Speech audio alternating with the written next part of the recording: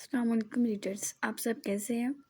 میں جانتی ہوں آج کی ایپیسوڈ بہت شارٹ ہوگی اور اس بات پر آپ سب کافی ریلیٹ کریں گے کہ آج تو سرکانچل کی کافی شارٹ ایپیسوڈ دی ہے۔ تو اس کے پیچھے ریزن یہ ہے کہ رائٹر کے گھر میں کچھ ایشو چل رہا ہے، اس کی وجہ سے وہ اتنا ٹائم نہیں دے سکی، لیکن میں نے ان سے کہا کہ ڈیلی ہی ایپیسوڈ جانے چاہیے، چاہے آپ تھوڑے شارٹ دے دیں لیکن ایپیسوڈ لازمی جائے گی آج۔ تو انہوں نے مجھے ایپیسوڈ دے تو دی ہے، مگر اس پر بھی آپ کے منیمم 4K ویوز تو ہونے چاہیے نا۔ تو اگر آپ اس ٹارگٹ کو پورا کر لیتے ہیں یا آپ اتنے ویوز دے دیتے ہیں چلیں، تو دین میں آپ کے لیے ایک لانگ ایپیسوڈ لے کے آؤں گی انشاءاللہ۔ سرکانچل سیزن 3 یاریاں تانیہ طاہر ناول قسط نمبر 7۔ وہ ڈسٹرب سے آفس میں بیٹھا تھا، وکیل ساری داستان حیدر کو بتا چکا تھا۔ اسے پتہ چلا موم بھی گھر آ گئی ہیں، لیکن معلوم نہیں کیوں اس کا سارا دھیان ان دو لڑکیوں پر جا چکا تھا۔ سمجھ نہیں آ رہا تھا کہ کیا کرے ان دونوں کے لیے۔ وہ پیپر ویٹ اٹھا کے اسے گول گول گھمانے لگا اور گہری سوچ میں تھا۔ تبھی اسے آئس اپنے روم میں آتا دکھائی دیا۔ وہ خوشگوار حیرت سے دیکھتا، ایک دم اٹھا۔ یار تم کب آئے؟ وہ اٹھا اور دونوں ایک دوسرے سے بغل گئے ہوئے۔ کل رات آیا تھا۔ اس وقت تک کیا کر رہے ہو؟ اپنے چیمبر میں۔ وہ آریان کے سامنے بیٹھ گیا۔ کچھ نہیں، بس ویسے ہی بیٹھا تھا۔ تم یہاں میرے آفس میں کیسے آئے؟ وہ سوال کرتا ہنسنے لگا کیونکہ آئس پہلی بار آیا تھا، جبکہ آئس اسے توجہ سے دیکھنے لگا۔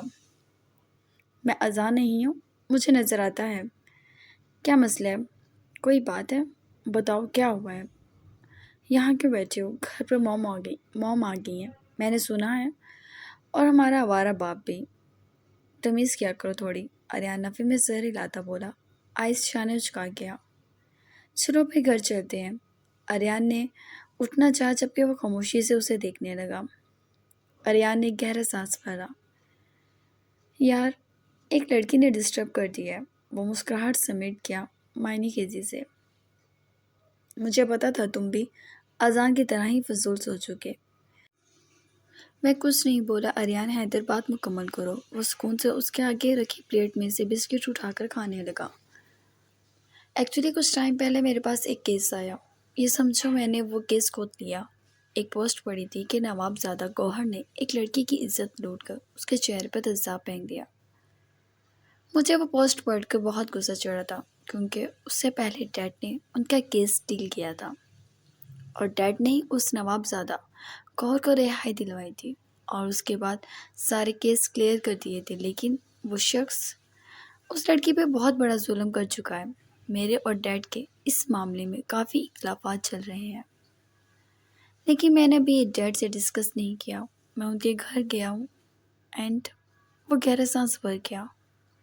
شی از ان پین، مطلب ٹو مچ۔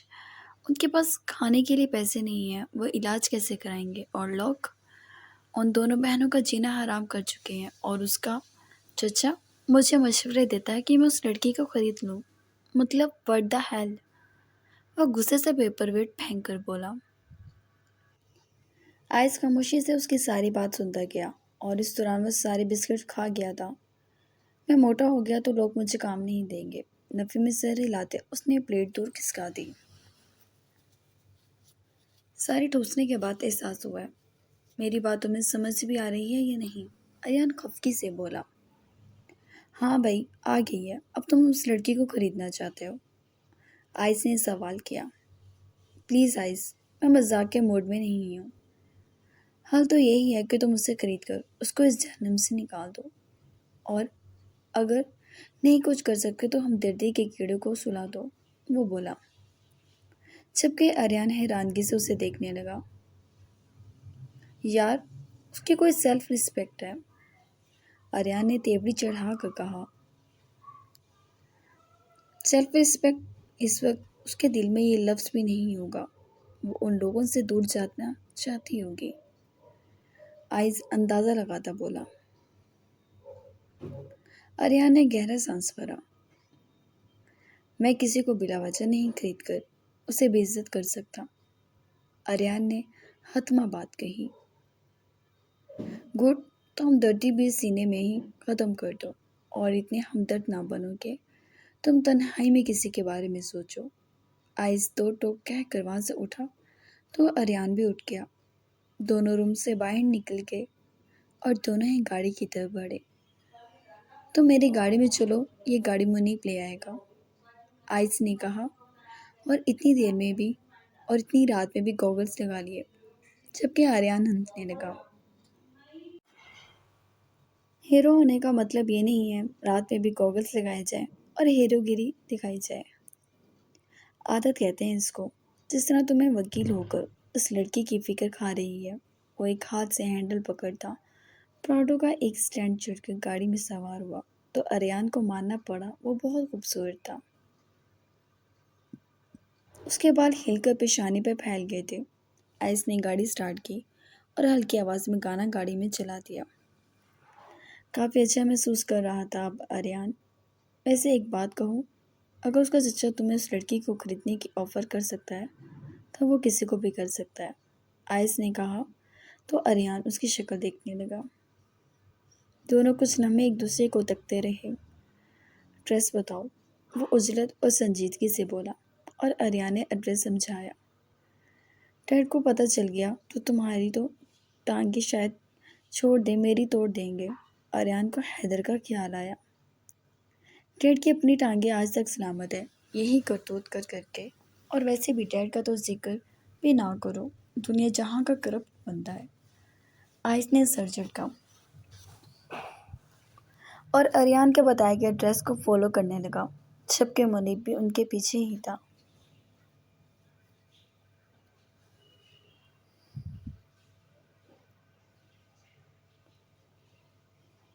تقریباً 20 منٹ لگے تھے انہیں اس جگہ پر پہنچنے میں، اور جب وہ اس محلے میں آئے تو وہاں ایک ہجوم محسوس ہوا تھا۔ اریان، آئس دونوں گاڑی سے اترے۔ لوگ بھرے ہوئے تھے، جبکہ اریان کا خدشہ درست ثابت ہوا تھا۔ نوابزادہ گوہر اس علاقے کا ناخدا بن گیا تھا۔ وہ لوگوں کو چیرتے ہوا آگے بڑھا تو جو منظر اس کی آنکھوں نے دیکھا، ایک لمحے کے لیے وہ ٹھہر گیا، جبکہ آئس ان لوگوں کے بیچ کبھی نہ جاتا۔ ایک تو وہ محلہ ایسا تھا اور اوپر سے لوگوں کے پسینے کی سمیل۔ وہ وہیں گاڑی کے بون پر چڑھ کر بیٹھ گیا اور ایسے دیکھنے لگا جیسے شو چل رہا ہو۔ اسے نظر آ گئی تھی وہ لڑکی، اور اسے ماننا پڑا کہ اس کے بھائی کے دماغ میں ایسے ہی وہ لڑکی فٹ نہیں تھی۔ وہ سکون سے دیکھ رہا تھا۔ وہ لڑکی بیچ میں بجلی کے کھمبے سے بندھی ہوئی تھی اور لوگ اس پر پتھر برسانے کو تیار ہی تھے، اور اس کے ساتھ ایک خبیث شکل کا آدمی کھڑا تھا، یقیناً وہ اس کا چچا ہی تھا۔ وہ چلا رہا تھا، یہ آوارہ ہے، اس نے گھروں میں مردوں کو بلایا، اب اس محلے میں اور بھی بہن بیٹی ہیں، اسے سنگھار کر دو۔ نواب صاحب کا حکم ہے تاکہ گندی مسجد تالاب سے نکل جائے۔ منیب ڈائیلاگ اچھا ہے۔ آئس نے منیب کو دیکھا جس کے چہرے کے رنگ تو پہلے ہی اڑے ہوئے تھے۔ سر، مجھے فکر ہو رہی ہے، جو پتھر لوگ لے کے کھڑے ہیں، اگر ایک بھی اس لڑکی کو لگا تو کیا حال بنے گا؟ منیب بولا، جبکہ اس نے سامنے دیکھا۔ یہ بیرسٹر اریان کس کام کا ہے؟ شرط لگا لو، آج میرے باپ کے گھر میں کچھ بڑا ہونے والا ہے۔ وہ سکون سے بولتا سگریٹ سلگا گیا، جبکہ اریان کے تن بدن میں آگ سی لگ گئی۔ اتنی بے حرمتی ایک پاک دامن لڑکی کی۔ وہ مٹھیاں بھیجتا آگے بڑھا اور ایک انجان لڑکی کے سامنے آ کھڑا ہوا۔ یہ سب کیا تماشا ہے؟ وہ دھاڑا۔ اپس! آئس نے سگریٹ کا دھواں نکال کر راکھ پھینکتے اس کے غصے سے امپریس ہوتے نفے میں گردن ہلائی۔ ہٹ جائیں وکیل صاحب، یہ گھٹیا لڑکی ہے، نواب صاحب کا حکم ہے اسے سنگسار کرنے کا۔ تمہارے نواب صاحب نے جو اس کی بہن کی عزت لوٹی ہے، اس کے منہ پہ تیزاب پھینکا ہے، بتاؤ اس مرد کے بچے کو کتنی بار سنگسار کروں؟ آریان اس کے آگے سے جمع کر رہا تھا جیسے ابھی ان سب کو چیر دے گا۔ وکیل صاحب، وہ مرد ہے، اور ہم تو ان کے علاقے کے لوگ ہیں، ایک عورت بولی، جبکہ اریان کا دل کیا کیا اس کے منہ پر تھپڑ مار دے۔ عورت تو ہیں اب وہ ضبط سے پنکارا، جبکہ اس جہالت پہ وہ بل کھا گیا تھا کہ مرد پر سب جائز اور حلال جب ایسی عورتیں خود ہی کر دیں تو کیا ہوتا ہے۔ جبکہ اس کی پشت کے پیچھے کھڑی لڑکی یہ سب سن رہی تھی، لیکن اس کی آنکھیں بار بار اپنی موت دیکھ رہی تھی۔ وہ کچھ بھی کر لے لیکن یہ لوگ اسے نہ کردہ گناہ کی سزا دے کر ہی رہیں گے۔ میں کہتا ہوں ہٹ جائیں آپ، ایک آدمی چلایا، جبکہ دوسری طرف آریان نے اس لڑکی کے چچا کو دیکھا جو مسکراتا ہوا اسے ہی دیکھ رہا تھا۔ اس نے اس کا بازو جکڑا اور اسے ایک طرف لے گیا۔ بند کرواؤ یہ تماشا، میں اس لڑکی کو خریدنے کے لیے تیار ہوں، وہ بولا تو اس لڑکی کا چچا مسکرا دیا۔ ارے یہی بات تو سمجھانا چاہ رہا تھا میں، بس آپ بھی دیکھنا کیسے یہ سب ختم کراتا ہوں۔ وہ آگے بڑھا اور ماہی کو آزاد کیا، وہ نیچے بیٹھتی چلی گئی۔ بس شو ختم ہو گیا، جتنا سنسار کرنا ہوگا میں خود کروں گا۔ وہ خود بھی جاہل تھا، شاید جہالت ہی جہالت سے لڑ سکتی تھی۔ ان لوگوں کے بیچ سے ہی ماہی کو نکال لایا اور صحن میں پہن کر اس کے پاس موڑا۔ ہاں تو کتنی رقم دو گے اس کی؟ ہیرا ہے ہیرا، وہ دانت نکالتا بولا، جبکہ اریان افسوس سے اسے دیکھ رہا تھا۔ آئس بھی پیچھے سے اندر آ گیا۔ آئس ہے تو وہ آدمی شاید اسے پہچان گیا تھا، اس لیے اسے حیرانگی سے دیکھتا بولا۔ آئس نے گردن گھما کر دیکھا۔ تو کتنی بولی لگائی تم نے؟ سنجیدگی سے بولا۔ وہ جی، وہ ہنس دیا۔ آپ تو جانتے ہیں ملک کے حالات کیا ہیں، اب یہ بھی نہ کریں تو اور کیا کریں؟ منیب ذرا بندوق لانا، ملک کے اتنے حالات خراب ہیں کہ ملک کی بہن بیٹیاں بکنے لگی ہیں، یہ تو اندازہ نہیں تھا مجھے۔ منیب نے گن لوڈ کر کے اس کے ہاتھ میں دے دی۔ آئس کا اپنا ہی انداز تھا، وہ اکثر ڈائریکٹر کے منہ بھی اسی طرح بند کرتا تھا اور اکثر وہ نیوز کی سرخیوں میں بھی رہتا تھا، لیکن اسے زیادہ چل بند آج تک نہیں دیکھا تھا جو کہ سرخیوں میں آ کر اپنے آپ کو فیمس کراتا تھا کہ مشہور لوگ ہی شاہ سرخیوں پر پھیلتے ہیں۔ آریان نے بھی اپنی گن لوڈ کر لی اور دونوں بھائیوں نے جب اس پہ گن تانی تو وہ جیسے مرنے کو ہو گیا۔ آواز بھی نہیں نکل رہی تھی کیونکہ منیب دروازہ جو بند کر گیا تھا۔ ماہی یہ سب دیکھ رہی تھی۔ اب قیمت بتاؤ، آئس پنکارا۔ آپ صاحب ایسے ہی لے جائیں صاحب، آپ کی ہی چیز ہے، میری اوقات ہی کیا ہے۔ وہ ان کے آگے ہاتھ پاؤں جوڑنے لگا، جبکہ اریان نے نفی میں سر ہلایا۔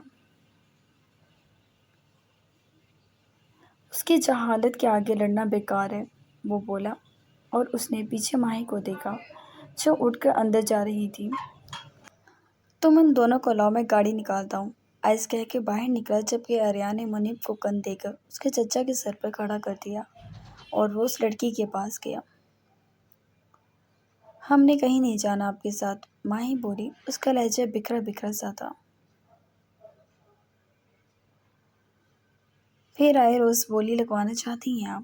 اریان کی بات سخت تھی لیکن ماہی تڑپ سی اٹھی تھی۔ وہ اجنبیوں پر کیسے یقین کر لے، وہ بھی تو مرد تھا۔ بہتر ہوگا آپ یہاں سے چل لیں، میں آپ کو سیکیور جگہ پر چھوڑ دوں گا۔ اگر آپ دارالمان جانا چاہتی، کیا وہاں آپ جیسے بھیڑیے نہیں ہوں گے؟ ماہی چلا اٹھی،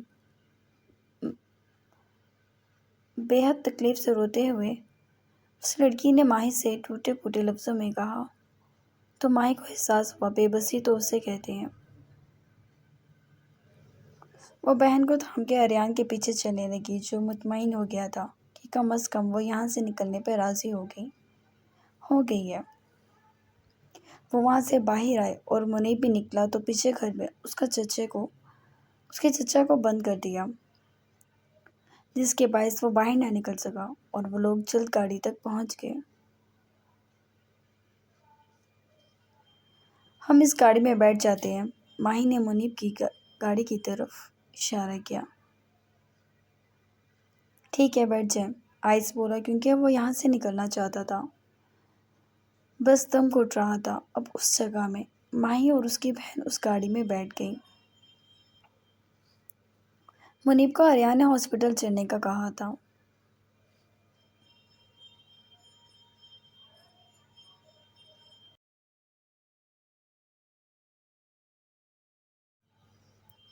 تھینکس یار، شاید تمہارے حوصلے کی وجہ سے آج میں کسی کی مدد کر پایا ہوں۔